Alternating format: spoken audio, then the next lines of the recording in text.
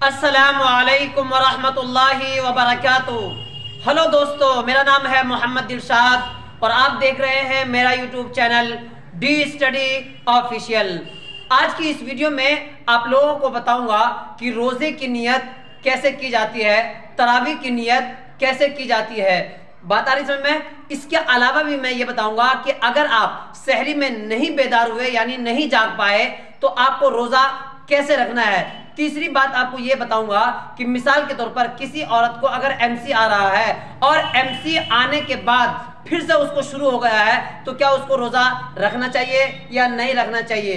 तो ये सारी की सारी बातें बताऊंगा, लेकिन आपको एंड तक बने रहना है, तभी आपको ये वीडियो समझ में आएगी। और चौथी चीज़ आपको ये बताऊंगा कि अगर आपको तरावी में सिर्फ एक ही सूरत याद है या याद ही नहीं है तो आपको क्या करना चाहिए। ये तमाम की तमाम बातें आज की इस वीडियो में मैं बताने वाला हूं। तो चलिए वीडियो को शुरू करते हैं। सबसे पहले आपको रमजान की नियत कैसे करनी है। मिसाल के तौर पर आपने सहरी खाया, सहरी खाने के बाद आपने क्या किया, उसके बाद अगर आपको दुआ याद नहीं है, जैसे बिसौमी गदिन नवैतु मिन शहरी रमजान, अगर ये दुआ याद नहीं है तो आपको सिर्फ ये कर लेना है कि मैंने आज रोजा रख लिया। इतना अगर कर लेंगे तब भी आपका रोजा अदा हो जाएगा, यानी नियत अदा हो जाएगी। अब बिल्कुल आपको कहने की जरूरत ये नहीं है कि बिसौमी गदिन नवैतु मिन शहरी रमजान, इतना नहीं भी कहेंगे, यानी याद अगर नहीं है आपको तब भी काफी हो जाएगा। इतनी बात समझ में आ गया ना। दूसरी चीज आपको ये याद रखना है कि तरावी, अब तरावी की नियत कैसे करनी है आपको। वैसे तो आमतौर पर जो हम लोग नमाज पढ़ाते हैं या तरावी पढ़ाते हैं 20 रकात इकट्ठे ही 20 रकात की नियत कर लेते हैं, और आपको कैसे करना है, 2-2 रकात की नियत बांधनी है। कैसे बांधनी है, नियत की मैंने 2 रकात तरावी सुन्नत मुअक्कदा, वास्ते अल्लाह ताला के, मुंह मेरा काबा शरीफ की तरफ, पीछे इस इमाम के, अल्लाहु अकबर। ठीक है, ऐसे नियत बांध सकते हैं। अगर आपको इतना भी याद नहीं है तो कम अज कम आपको यह कहना है कि मैं 2 रकात तरावी की नियत मैंने इस इमाम के पीछे कर ली है। ठीक है, इतना याद रखेंगे ना।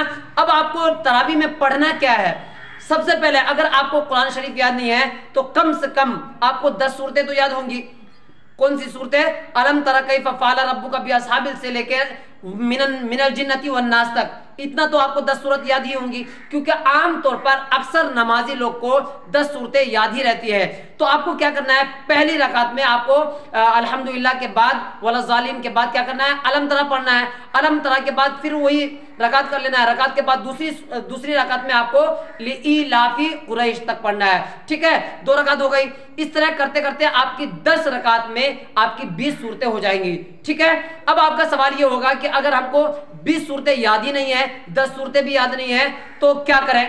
अगर आपको 4 सूरतें भी याद है तब भी आपकी तरावी हो जाएगी। कैसे? जैसे आपको पहली रकात में क्या पढ़ना है, कुल या अय्युहल काफिरून पढ़ना है। दूसरी रकात में क्या पढ़ना है, आप तब्बत यदा पढ़ सकते हैं, इज़ा जा नसरुल्लाह पढ़ सकते हैं। जो भी सूरत आपको याद है वो सूरत आप पढ़ सकते हैं। लेकिन अगर आपको 4 सूरत भी याद नहीं है तब आपको क्या करना है, जो सूरत आपको याद है उसी सूरत को हर रकात में आपको पढ़ते रहना है। ठीक है ना, इतना याद रखेंगे। मुझे लगता है आपको ये वीडियो पसंद आई होगी और सारे के सारे डाउट क्लियर हो गए होंगे।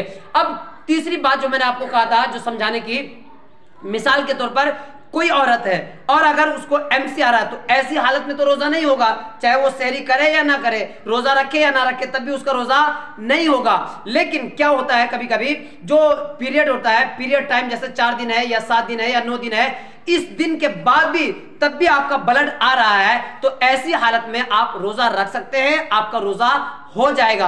क्योंकि वो जो ब्लड है वो एमसी का नहीं है बल्कि वो किसी और चीज का है, यानी बीमारी का है। तो ऐसी हालत में आपका रोजा भी हो जाएगा और आप सहरी भी कर सकते हैं। तो मुझे लगता है आपका इश्काल पूरा का पूरा अदा हो गया होगा। चौथी चीज मैंने जो आपको बताया था वो ये कि अगर आप सहरी में नहीं जागे, बिल्कुल आंख जब खुली है, जब आपका अजान हो गया है, नमाज हो गई थी, तब आपका आंख खुला है, तब ऐसी हालत में क्या करेंगे।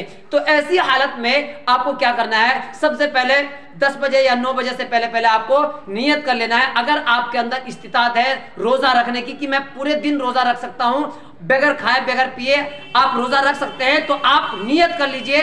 कब तक? ज़वाल से पहले पहले या यानी कि 10 बजे 11 बजे से पहले पहले आपको नियत कर लेना है कि मैंने रोजे की नियत कर ली है। अगर इतना कर लेंगे तब भी आपका रोजा अदा हो जाएगा। अब आपको खाने की जरूरत नहीं है, आपको पीने की भी जरूरत नहीं है। तो मुझे लगता है इतनी सारी चीज आपको समझ में आई होगी। कोई भी इश्काल है, कोई भी आपत्ति है तो आप कमेंट में जरूर पूछ सकते हैं। तो मिलते हैं अगली वीडियो में, तब तक के लिए खुदा हाफिज।